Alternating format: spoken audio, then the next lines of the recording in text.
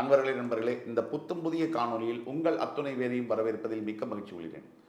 இப்போ தமிழ் புத்தாண்டு பலன்கள், அதாவது பராபவ பலன்கள் சற்று தாமதமாக உங்களை சேர்ந்தடையும் என்றாலும் கூட இதை மிஸ் பண்ணிடக்கூடாது. இன்னும் ஒரு வருஷத்துக்கு இருக்குது தமிழ் புத்தாண்டு. இந்த பராபவ ஆண்டில் 12 ராசிகளுக்கான பலாபலன்கள் என்ன, அதை பற்றின சிறப்பு தொகுப்பு தான் இன்றைக்கு தொடக்கம். இன்றைய நிகழ்ச்சியில் மேஷராசியை பற்றி, தமிழ் புத்தாண்டு பலன்கள், பராபவ ஆண்டுடைய பலன்களை பற்றி விரிவாக பார்ப்போம்.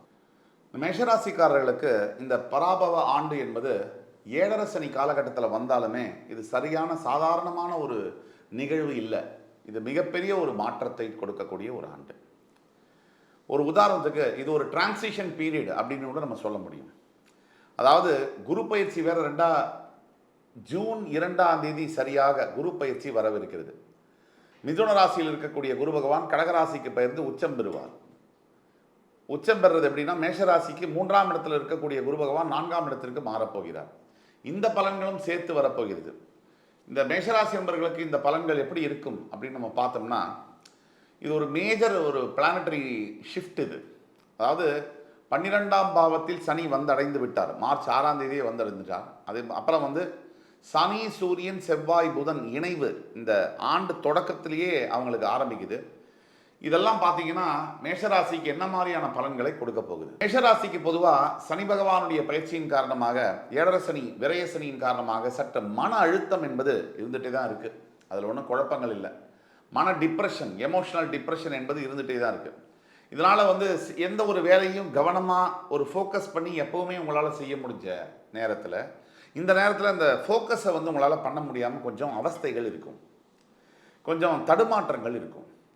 இது நார்மல் தான். இதை பற்றி பயப்பட வேணாம்.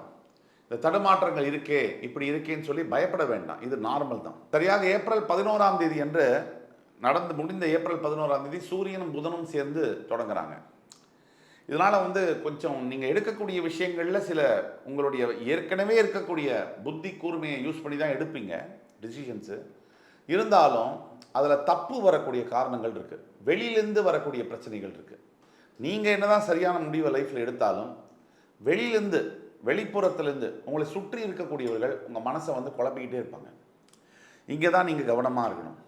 கொஞ்சம் கன்ஃபியூஸ் ஆகாமல் தைரியமாக, திடகாத்திரமாக, மன நிம்மதியோட, அழுத்தத்தோடு இருக்கணும். இதுதான் ரொம்ப முக்கியம். மனசில் எந்தவித தேவையில்லாத எண்ணங்களை நீங்கள் உள்ளே புகுத்தாமல் காப்பாற்றிக்கிறது உங்களுடைய வேலை. இந்த 7.5 சனி காலகட்டத்தில் பார்த்தீங்கன்னா கொஞ்சம் மனசு அப்படியே லோவாக எனர்ஜி ஃபீல் ஆகிற மாதிரி இருக்கும். இது இயல்பு. சில சமயங்களில் நம்ம எப்போவுமே இயல்பாக இருக்கக்கூடிய விஷயங்கள் கொஞ்சம் விலகி மாறினாலும் கூட நமக்கு ஒரு பயம் வரும். அந்த பயமெல்லாம் உங்களுக்கு இப்போ தேவையில்லை. என்னதான் இப்போ உங்களுக்கு பின்தங்கிய நிலைமையில் சில தோல்விகளை சந்தித்தாலும் கூட, என்னதான் நீங்கள் சில விஷயங்களில் இல்லை நம்ம ஈஸியாக ஒரு விஷயத்தை செய்ய முடியும், ஜெயிக்க முடியும், அங்கே கூட நமக்கு ஃபெயிலியர் ஏற்படுது அப்படிங்கிற எண்ணங்கள் இருந்தாலும் உங்களால் ஜெயிக்க முடியும். அல்டிமேட்டாக ரிசல்ட்டு உங்களுக்கு ஃபேவரபுளாக தான் இருக்கும். இதில் உங்களுக்கு சந்தேகம் தேவையில்லை. செவ்வாயும் கூடக்கூடிய காலகட்டங்கள் ஏப்ரல் மாதத்தில் இருக்குது. அந்த காலகட்டங்களில் ரொம்ப கவனமாகவும் இருக்கணும். எப்படின்னா, இப்போது எல்லாரோட நம்மளோட வாழ்க்கையிலையும் நல்ல நேரமும் உண்டு, கெட்ட நேரமும் உண்டு. நல்ல நேரமும் உண்டு, கெட்ட நேரமும் உண்டு. இது கலந்தது தான் வாழ்க்கை. இந்த மாதிரி நேரங்களில் நம்ம சம்பந்தப்படாத விஷயங்களில் நம்மளை உள்ளே இழுத்து போடுறதும், நம்ம சம்மந்தப்படாத விஷயங்கள் ஆர்கியூமெண்ட்ஸு, வம்பு வழக்கை நம்ம வாதாடுறதை கிளப்பி விட்டு அது மூலிமா புது பிரச்சனை, இப்போ ஏற்கனவே இருக்கக்கூடிய பிரச்சனைகள் பலசு இருக்குது, ஆனால் புதுசாக ஒரு பிரச்சனையை கிளப்பி அந்த பிரச்சனையை பெருசாக்கி இருக்கிற பிரச்சனை ஒன்றுமே இல்லைங்கிற அளவுக்கு கொண்டு விட்டுருது. இது சனியுடைய காரகத்துவம். இது அப்போ நம்ம தான் ஜாக்கிரதையாக இருக்கணும். தேவையில்லாத வம்பு வழக்குகளில் ஈடுபட கூடவே பார்த்துக்கணும். அப்படின்னா மேஷராசிக்காரங்களுக்கு ஏற்கனவே கொஞ்சம் கோபம் மேஷராசிக்காரங்களுக்கு சில பேர்களுக்கு அதிகமாக வரும்.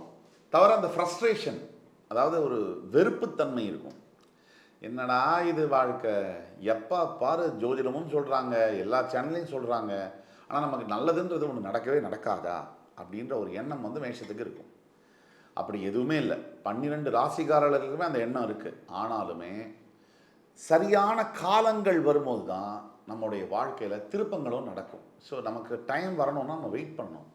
இப்போது நமக்கு சரியாக பார்த்தீங்கன்னு சொன்னால் கும்பத்தில் ராகு, அதாவது 11ஆம் வீட்டில் ராகு, 12ல் சனி, 3ல் குரு, 5ல் கேது. இந்த கிரகங்கள் தான் ரொம்ப முக்கியமான கிரகங்கள். 5ல் கேது இருக்கும் போதே பல பிரச்சனை கட்டங்களில் வேலை செய்கிற இடத்துல எப்படி தெரியுமா இருக்கும்? சாதாரணமாகவே எந்த ஒரு மேனேஜருக்குமே தான் கீழே ஒர்க் பண்ணுறவங்கள கொஞ்சம் கீழே வச்சுக்கணும் அப்படிங்கிற எண்ணம் இருக்கும். அது ஹியூமனிட்டி, கண்ட்ரோல் இருக்கணும்னு நினச்சி பண்ணுவாங்க. நாம் எப்படின்னா நல்லபடியாக சொன்னால் நம்ம கேட்டுப்போம். நமக்கு வந்து கொஞ்சம் அதிகார துவனியோடு சொன்னால் நமக்கு கொஞ்சம் கேட்க பிடிக்காது மேஷராசிக்கு.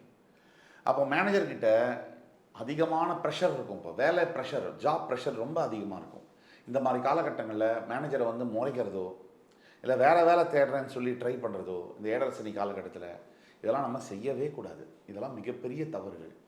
அப்படி செய்ய போனால் இருக்கிற வரைக்கும் பிரச்சனை, புதுசாக வந்த வேலையும் நிரந்தரம் இல்லை, ட்ராப் ஆகிடுவோம், மாட்டிக்கிற சூழ்நிலை வரும். கொஞ்சம் இல்லை, நிறையாவே பொறுமையோடு தான் இருக்கணும். பொறுமை தான் இந்த காலகட்டத்தை நம்மளை கடத்தி கூட்டு போகும். நல்ல விஷயங்கள் நிறைய இருக்குது, அதை பற்றியும் பேசுவோம் வாங்க. இப்போ ஒர்க் லோடு அதிகரிக்கும்னு சொன்னோம். அதே மாதிரி பெரிய பெரிய முடிவுகளை இப்போ எடுக்கவே கூடாது. வேலை மாற்றுறது, வீடு மாற்றுறது, அது பண்ணுறேன் இது பண்ணுற இந்த முடிவுகளை தவிர்க்கணும். அதே மாதிரி இப்போதைக்கு ஜாபில் ஸ்டெபிலிட்டியாக இருக்கிறதுக்கான வேலையை மட்டும்தான் நம்ம பார்க்கணும். சரி, ஃபினான்ஷியல் சுச்சுவேஷன் எப்படி இருக்குன்னா இதுதான் நல்ல விஷயம். இப்போ ஃபினான்ஷியலாக எவ்வளோ பிரச்சனைகள் இருந்தாலும் கூட ஒரு விதமான ஸ்திரத்தன்மை இருக்கும். இது சுக்கிரனுடைய பலத்தினால உங்களுக்கு இது கிடைக்கும். இந்த ஆண்டு தமிழ் புத்தாண்டு தொடங்க நல்ல ஒரு ஃபினான்ஷியல் ஸ்டெபிலிட்டி இருக்கும். ஜூன் 2க்கு பிறகு இன்னுமே நல்லாயிருக்கும். அதுதான் நம்ம சொல்ல வரோம். இந்த ஏப்ரல் மே இந்த 2 மாதம் மட்டும் நீங்கள் ஏப்ரலுக்கு மேலே உங்களுடைய லிக்விடிட்டி, இந்த பணப்புழக்கம், பண வரவில் மிகப்பெரிய மாற்றங்கள் இருக்கும். இதனால் குறித்து வச்சு. அதே மாதிரி இன்னொரு நல்ல விஷயங்கள் என்னென்னா ஃபேமிலி லைஃப்பில் சில பிரச்சனைகள் இருந்தாலும் கொஞ்சம் ஸ்டேபிளாக தான் போகும். கணவன் மனைவிக்குள்ளே கொஞ்சம் விட்டு கொடுத்து போகணும், ஸ்டேபிளாக தான் போகும். இப்போ பெரிய பிரச்சனைகள்லாம் வராது. அந்த தைரியத்தோடு நீங்கள் இருக்கலாம். அதே மாதிரி காதல் சம்பந்தப்பட்ட விஷயங்கள் மேஷராசி என்பவர்களுக்கு இந்த நேர காலகட்டங்களில் நல்லாவே தான் போகுது. ஏன்னா ஏழரை சனி காலகட்டத்திலாம் காதல் வந்து சனி பகவான் ஊக்குவிப்பார். அப்போ தான் பிரச்சனையை அதிகப்படுத்த முடியும். அதனால தான் நடக்கும். இது நார்மல். இதை வந்து பெருசாக பிரச்சனையாக நடத்துக்க வேணாம். இது டிலே வந்து நார்மல். அவசரம் இப்போ வேணாம். ஏழரை சனி காலகட்டத்தில் கல்யாணம் பண்ணணுங்கிற அவசரம் வந்து தயவு செய்து அவாய்ட் பண்ணுங்கள். கூடிய மாணவ மாணவியர்கள், ஸ்டூடெண்ட்ஸ், மேஷராசி என்பவர்களுக்கு இது ஒரு டெஸ்டிங் பீரியட். இது மனசை டைவர்ட் பண்ணுறது, தேவையில்லாத நட்பு கொண்டு வருது, தேவையில்லாத பழக்கங்களை ஏற்படுத்துறது, இதெல்லாம் நடக்கக்கூடிய காலகட்டங்கள். இந்த காலகட்டங்களில் தான் நீங்கள் ரொம்ப ஃபோக்கஸ்டாக படிக்கணும். நல்லா கவனிச்சுக்குங்க. இந்த நேரம், இந்த 10th 12th இந்த 11th இதெல்லாம் திருப்பி வராது. இப்போ படிப்பை விட்டுட்டிங்கன்னா அடுத்த 40 வருஷ வாழ்க்கைக்கு உங்களால் பதில் சொல்ல முடியாது. இப்போ மட்டும் நீங்கள் ஃபோக்கஸ் பண்ணி படிச்சிங்கன்னா உங்களோட அடுத்த 40 வருஷ வாழ்க்கை ரொம்ப நல்ல. இருக்கக்கூடிய பெண்களுக்கான பலன்கள். ஹவுஸ் ஒய்ஃபு, வேலை செய்யக்கூடிய பெண்களுக்கு வேலை பலு அதிகமாக இருக்கும், ஸ்ட்ரெஸ் அதிகமாக இருக்கும், இதெல்லாம் இருக்கும். நாம் தான் வந்து கண்டினியூஸாக வந்து கேர்ஃபுல்லாக ஹெல்த்தை பார்த்துக்கணும். அதே மாதிரி வந்து வேலை மாற்றங்கள், இடமாற்றங்கள் அதிகமாக இருக்கும். இதெல்லாம் இருக்கும். பெரிய முடிவுகளை எதையுமே எடுக்காதீங்க. இப்போ பெரிய முடிவுகளை எதையுமே எடுக்காதீங்க.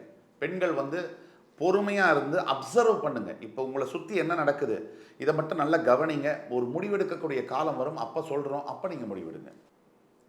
அதே மாதிரி உங்களோட 12ஆம் வீட்டில் பல கிரகங்கள் இருக்கிறதுனால வந்து தூக்கத்துலேயும் ஹெல்த்லேயும் சில பிரச்சனைகள் வரும்.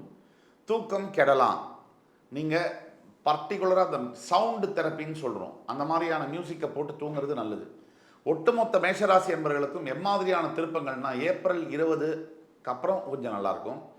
மே 22க்கு பிறகு ரொம்ப நல்லா இருக்க போகுது. ஜூன் 2க்கு பிறகு பழையபடி உங்களுடைய வாழ்க்கையில் மாற்றங்கள் வரப்போகுது. ஆனால் உங்களுடைய சுய ஜாதகம்னு ஒன்று இருக்குது. இப்போ நான் சொல்லக்கூடிய பலன்கள் 60% பொருந்தும். உங்களோட பிறப்பு ஜாதகத்தில் இருக்கக்கூடிய நிலைமையை நம்ம பார்க்கணும். அதுக்கு உங்களுக்கு ஆயிரக்கணக்கான கேள்விகள் மனசில் இருக்கலாம். அந்த கேள்விகளுக்கு எல்லா கேள்விகளுக்கான பதில் வந்து தர முடியும் என்னால். நீங்கள் எங்களுடைய சேனலை தொடர்பு கொண்டு இந்த ஃபோன் கீழே கொடுக்குள்ள வாட்ஸ்அப் நம்பரில் தொடர்பு கொண்டு பேசும்போது உங்களுக்கான ஆன்லைன் அப்பாயின்மெண்ட் ஃபிக்ஸ் பண்ணி இல்லை நேரில் அப்பாயின்மெண்ட் ஃபிக்ஸ் பண்ணி உங்களுக்கான பதில்களை துல்லியமாக தர முடியும். அது பிரகாரம் நீங்கள் பண்ணிங்கன்னா இன்னும் வந்து 100% எஃபெக்ட் வந்து கண்டிப்பாக இருக்கும். பார்த்தீங்கன்னா பிபியில் அதே மாதிரி வந்து நான் சொன்ன தூக்க தொந்தரவுகள், ஸ்ட்ரெஸ்ஸு மற்றும் வந்து சின்ன சின்ன விபத்துகள், காலை தடுக்கிறது, இது மாதிரிலாம் நடக்கலாம். இதிலலாம் நீங்கள் கவனமாக இருக்கணும். எந்த இடம் போகிறதுனாலும் கொஞ்சம் கவனமாக எதை எடுத்துகிட்டு போகிறோம், எதை கொண்டு வரோங்கிற கவனமாக பார்க்கணும். நிதானத்தோடு செயல்படுங்க. மேஷராசி அன்பர்களே, உங்களுக்கு பிறகு உங்கள்கிட்ட பெக் பண்ணி ப்ளீடு பண்ணி கேட்குறது, நிதானத்தோடு செயல்படுங்க. அவசரப்பட்டு மூவ் பண்ணாதீங்க. எதுலேயுமே காமாக இருங்க. இந்த ஏப்ரல் மாதம் வந்து பார்த்தீங்கன்னா உங்களுக்கு சோதனை காலகட்டங்கள். இதில் ரொம்ப முக்கியமானது பொறுமை தான், நம்ம பல தடவை சொல்லிட்டோம். இதில் கோல்டன் ரூல்னு ஒன்று இருக்குது. எந்த ஒரு பெரிய முடிவையும் எடுக்காதீங்க. குரு மாற்றத்திற்கு முன்னாடி, குரு பயிற்சி ஜூன் 2ஆம் தேதிக்கு முன்னாடி எந்த ஒரு பெரிய முடிவையும் எடுக்கக்கூடாது. அதே மாதிரி தொடர்ந்து இறை வழிபாடு, இறை தொண்டுகள், தர்ம காரியங்கள், உங்களால் முடிஞ்ச ஹெல்ப் மற்றவங்களுக்கு பண்ணிக்கிட்டே இருங்க.